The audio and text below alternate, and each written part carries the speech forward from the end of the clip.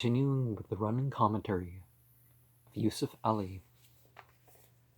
Comment 140.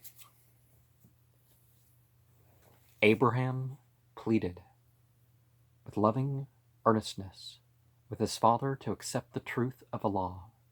He was turned out, but he retained his gentleness and was blessed. Moses asked for the aid of his brother Aaron and was true to his people.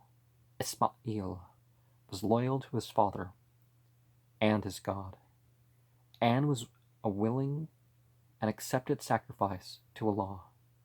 Idris, at his highest station, held fast to truth and integrity.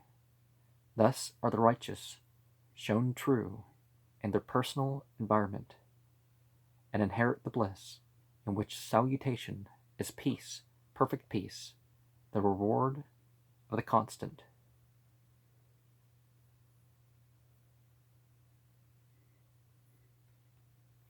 And this was from Surah 19, 41 through 65.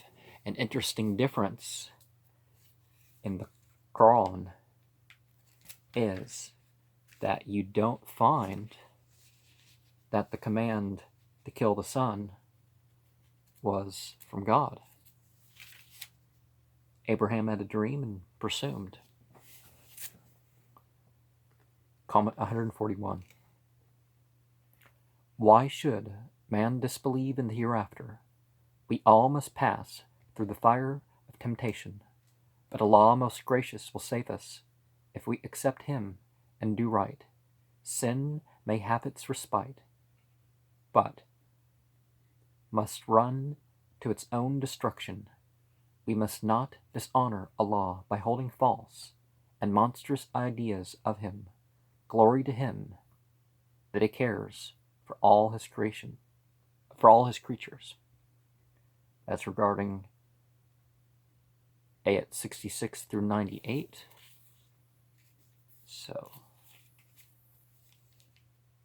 regarding Surah 20, ayat 1 through 8, is comment 142. Allah's revelation is not an occasion for man's distress. It is a message to show that Allah, the All-Knowing, sits on the throne of mercy and guides all affairs. There is no God but He. To Him belong all the most beautiful names. Comment 143 regarding ayat 9 through 36. The story of how Moses was chosen and told of his mission has a high mystic meaning. He was true to his family and solicitous for their welfare.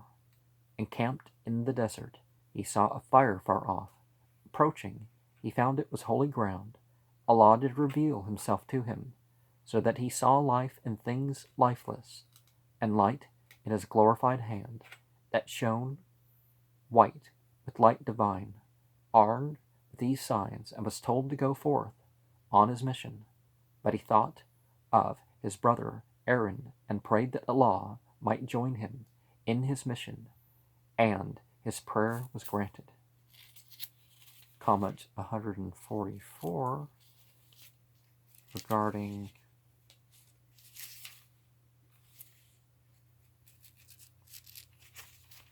ayat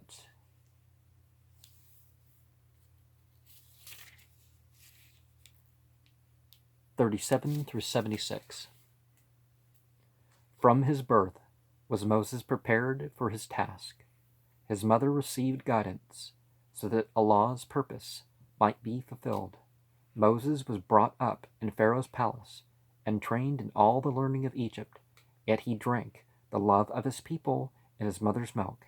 Adventurous and trials he had, including his stay with the Midianites, until he was called to his double mission to preach to Pharaoh and the Egyptians, and to free his own people. So he and Aaron went to Pharaoh, who rejected the law and his signs, but appointed a trial of strength between his magicians and Moses. Moses won, and the truth of Allah was accepted by some Egyptians, but not by Pharaoh. Comment 145 regards ayat 76.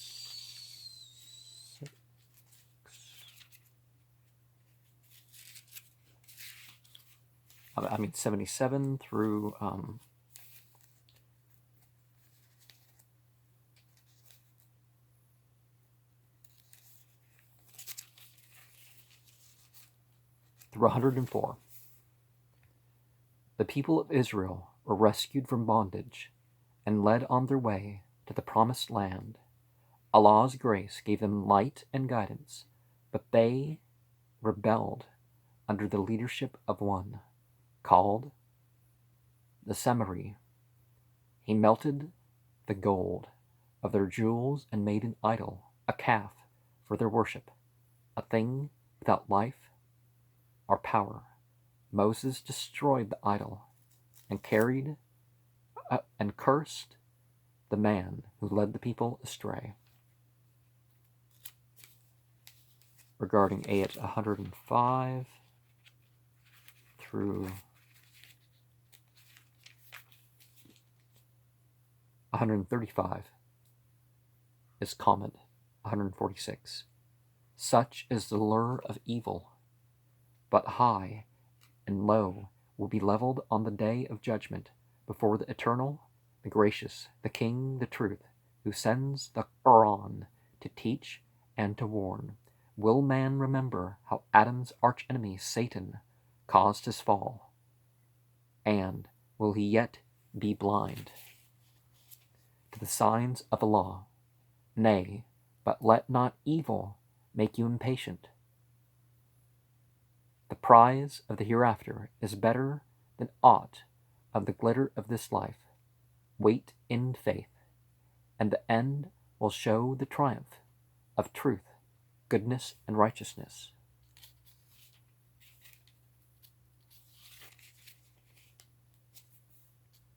And regarding Surah 21,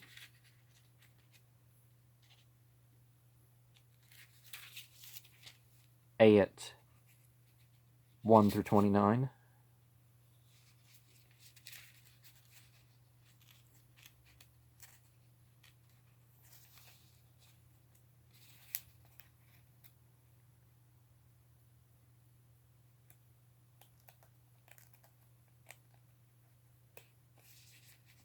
Is comment 147. Men may lightly treat Allah's signs as jests, but the judgment must come inevitably. His message is true and delivered by Allah's prophet. As from man to man, truth must triumph, and all false gods and false worship must come to naught, for Allah is one, and His truth has been one throughout the ages. Comment 148 regards ayat 30 through 50.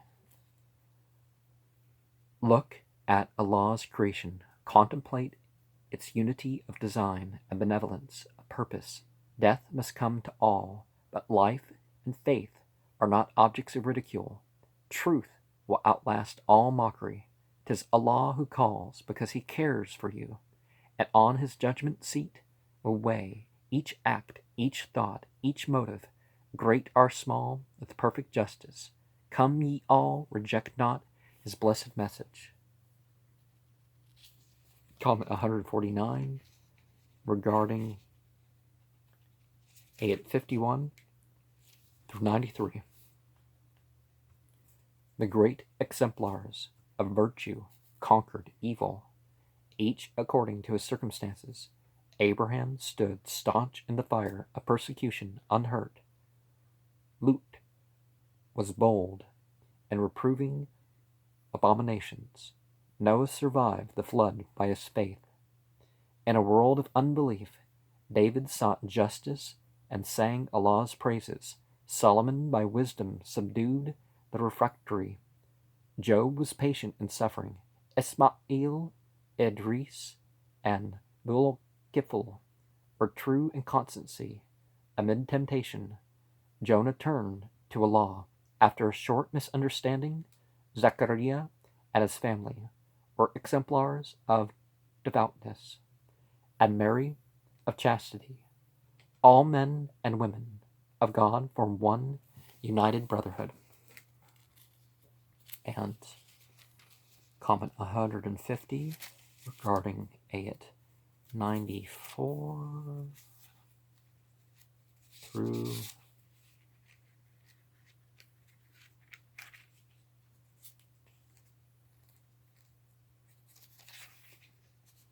112.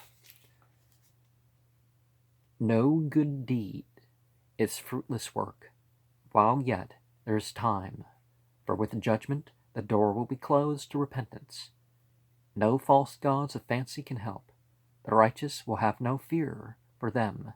The angelic greetings will truly open a new world which they will inherit. This was Allah's message of old, and the same is Allah's message renewed, for Allah is one, and so is his message proclaimed for all, freely and in loving truth.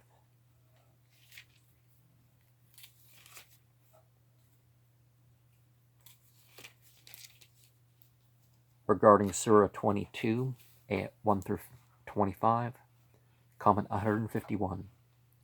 Will not mankind take warning from the dreadful consequences of evil, clearly proclaimed to them? Will they dispute about Allah and the life of the future? They have only to look around and within them, and they will see vestiges of the plan and purpose of Allah.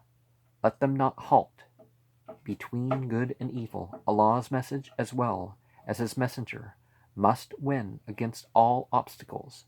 Only the evil will be brought to shame and agony. The good whose speech is pure and conduct worthy of praise will have a meed of refinement, beauty, and bliss. Regarding ayat 26 through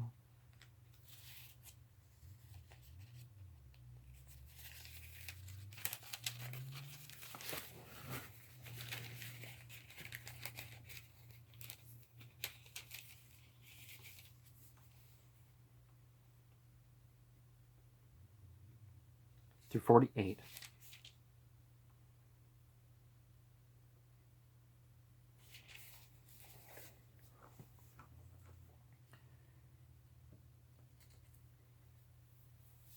For our spiritual growth are provided symbols and means of expression in our ordinary lives, such as the pilgrimage, meant to gather men and women from far and near to share in sacrifice and prayer and praise in an age-old center of worship. The sacrifices, too, are symbols of piety of heart, a longing to share with fellow men in the bounties of Allah. In the fight for truth is tested our purity of motive, unselfishness of aim, and devotion to right at the cost of self. Fearless must we fight, for truth has often been flouted, but must finally win.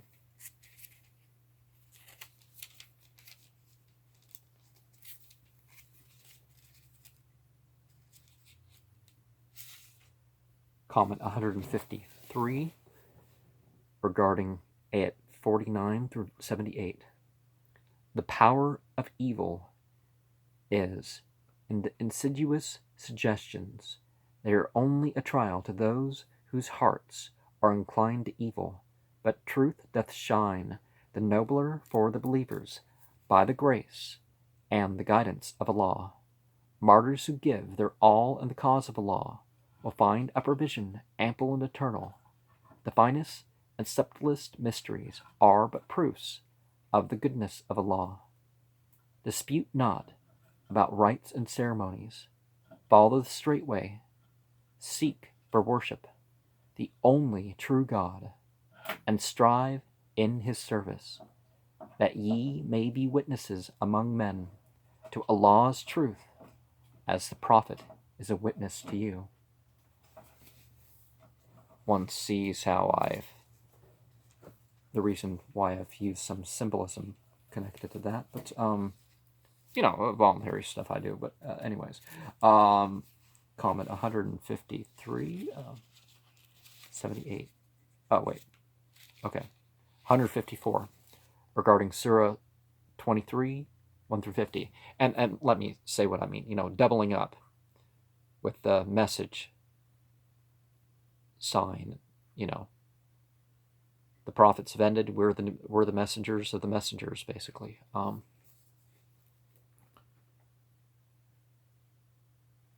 Surah 23, ayat 1 through 50 is, I'm not translating here. I'm listening to comments for those, if that's not clear.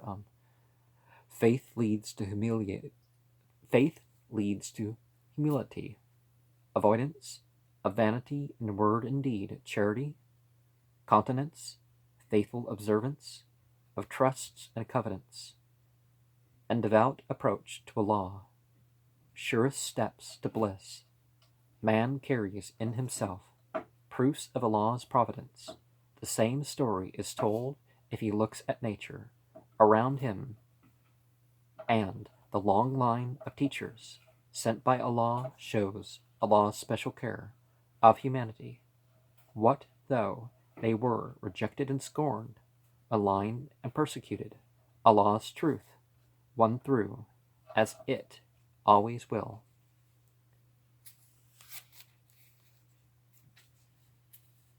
Comment 155 regarding ayat 51 through 92. The brotherhood of truth is one in all ages. It is narrow men who create sects. Let them not think that the goods of this world can shield them from evil. Are its consequences Allah's truth and his messenger can be known to all, for he, in his mercy, has given us faculties and judgment. If we would but use them, the message is not new. All creation proclaims it. High above is the Lord of glory supreme. Comment 156 regarding ayat 93 through 118. Let us eschew evil, but not pay back evil in its own coin.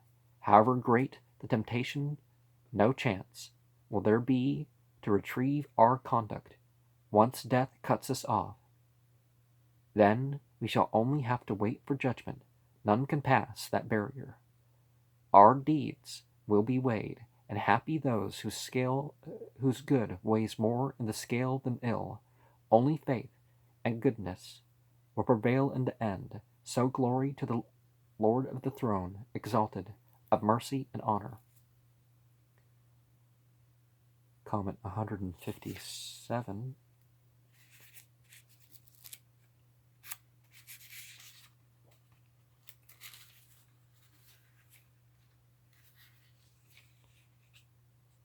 Regarding Surah 24, ayat 1 through 26. Chastity is a virtue for men and women, whether joined in marriage or single, or widowed. The punishment for offenses in such matters should be public. No less grave is the launching of false charges, are rumors against fair reputation of women, are the spreading of such slanders, are facile belief in them.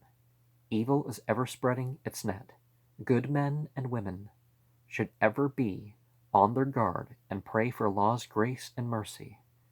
Now, we see numerically, the example showed that, slander is a very serious thing, but it's not quite as bad as actually doing the thing itself. If that's not clear from the comment. Regarding ayat 27 through 34. Privacy in the home is the nature of virtue. Respect it with dignity and decorum. Guard your eyes and thoughts with rules of modesty. In dress and manners, and learn from these to keep your spiritual gaze from straying to any but Allah. True marriage should teach us charity and purity, and such are the virtues which lead us to the light sublime which illuminates the world. 159. Regarding ayat 35 through 57. Allah is the light of the heavens and the earth. High above our petty, evanescent lives, He illuminates our souls with means that reach our inmost being. Universal is His light, so pure and so intense that grosser beings need a veil to take His rays. His elect are absorbed in prayer and praise and deeds of love, unlike the children of darkness, struggling in depths profound of vanities, false. All nature sings to the glory of Allah, and men of fraud and hypocrisy are but rebels in the kingdom of Allah. Comment 160.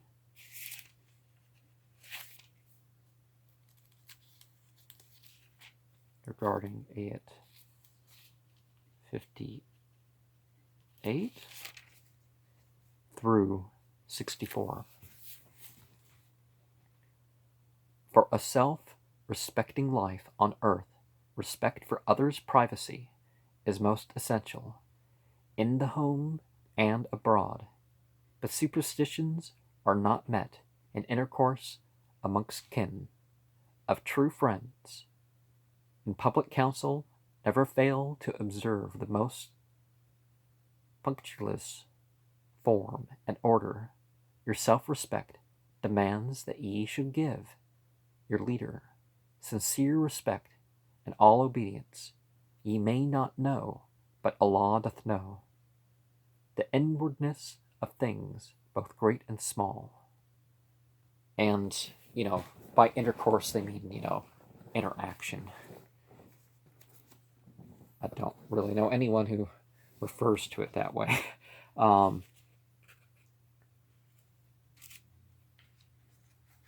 Comment 161 regarding Surah 25, ayat 1 through 20. Among the highest and greatest of the gifts of Allah is His revelation, which is the criterion by which we may judge between right and wrong, between false and true worship, between the message that comes from Allah and the forgeries of men, between the real and our eternal future and the fancies by which we are minded. The prophets of Allah come as men to live among men and guide them. Comment 162 regarding ayat 21 through 44. Woe to the misbelievers who arrogantly demand to see Allah, yet reject His signs. The judgment will come, and they will see too late how evil casts nothing but treacherous snares for man. Slowly comes Allah's revelation in ways most conducive to man's enlightenment. Men, in their folly, reject the most obvious signs of Allah. Let them mock.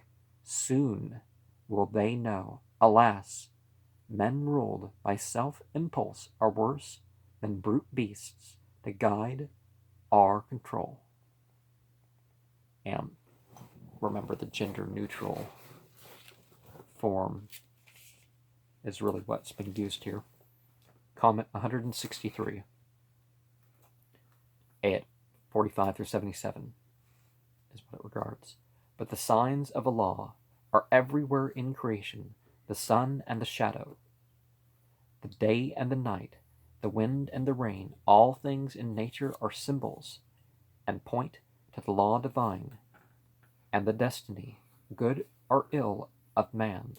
Will he not learn and put his trust in Him, the merciful, His true servants, ever adore him in humility and fear of wrong, in faith and just moderation in life, in respect for duties owed to Allah and men and self, in avoidance of all that is false or futile, in strict and grateful attention to Allah's message, and in the wish to put themselves and their families in the van of those who love and honor Allah.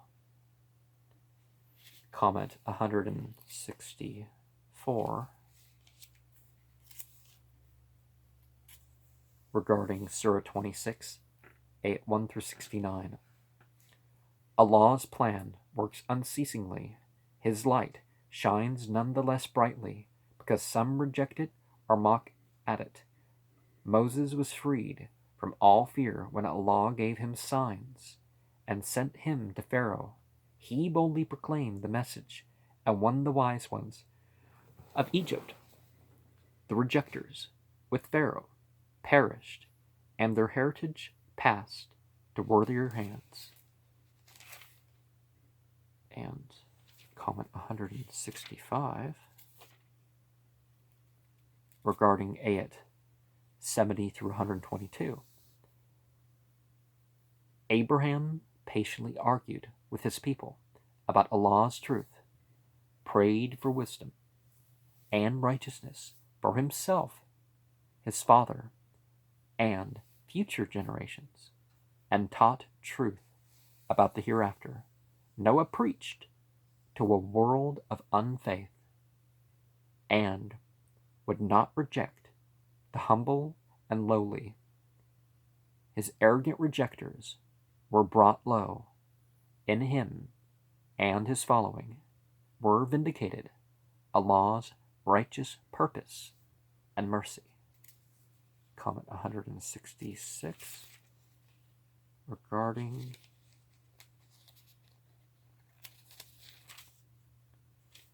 ayat 123 to 159. The odd were addicted to arrogance. They exulted in material strength and possessions and had no faith but in force. They were brought low as were the Thamud, who gave way to extravagance and were guilty of sacrilege in destroying a symbol of justice and fair dealing. Their repentance was too late.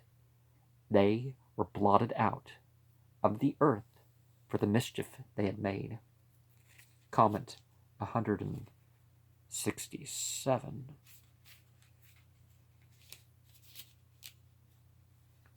regarding ayat 160 through 191. The task of Lot was a hard one. His mission was to people addicted to crimes abominable. His reasoning with them was in vain. It only excited their wrath. They threatened to cast him out, but were themselves overwhelmed in disaster. Shu'aib had to rebuke fraud and commercial dishonesty. He met only ridicule, but the just and fair dealing he preached was vindicated in the end. Comment 168 regarding ayat 192 to 227. Thus, the truth of Allah must win against folly and falsehood.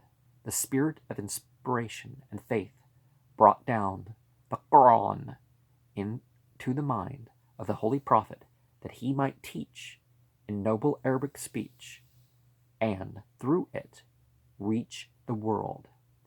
If obstinate rebels do resist the message, their day is brief. If obstinate rebels do resist the message, their day is brief. With humble, gentle kindness, it must make its way to all, nearest and farthest. It is not like the vain words of poets false. wandering without a goal. It is truth that fills the heart which trusts in Allah. Comment 169 regarding Surah 27, 8, 1 through 14. Revelation shows us a glimpse of the spiritual world, guides us in this life, and gives us the hope of eternal bliss in the hereafter. It works a complete transformation in us, as it did with Moses when he saw the mystic fire and was given the signs with which to reclaim a people lost in superstition and sin, and proud of sin. Comment 170 regarding 8:15 through 44. No less were David and Solomon versed in knowledge and mystic wisdom. Even Solomon could appreciate the wisdom of the humble ant. He used all his power and resources in extending the kingdom of Allah. In wonderful ways did he lead the Queen of Sheba to the light of the faith of unity, and confirmed her in pure worship, the worship of the Lord of the worlds. Comment 171.